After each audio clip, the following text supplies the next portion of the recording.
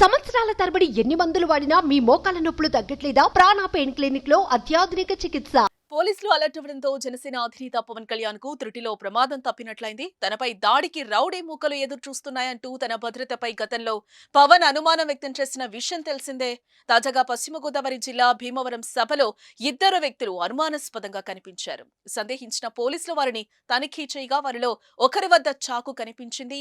వారిని పట్టుకునే ప్రయత్నం చేయగా పోలీసులపైనే ఒకడు దాడికి ప్రయత్నించాడు. చివరికి వారిద్దరిని టూటౌన్ పోలీసులు అదుపులోకి తీసుకున్నారు. వారు జేబు దొంగలా లేదంటే ఫోన్పై దాడి కోసమే సభకొచ్చారా అన్న కోణంలో పోలీసులు దర్యాప్తు ప్రారంభించారు.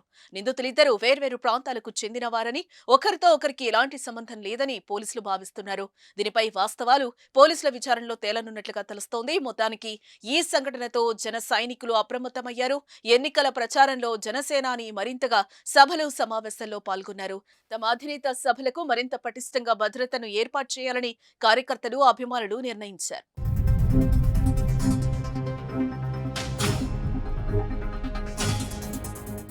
సుమన్ టీవీలో మీ పర్సనల్ అండ్ బిజినెస్ ప్రమోషన్స్ కోసం కింది నెంబర్కి కాంటాక్ట్ చేయండి.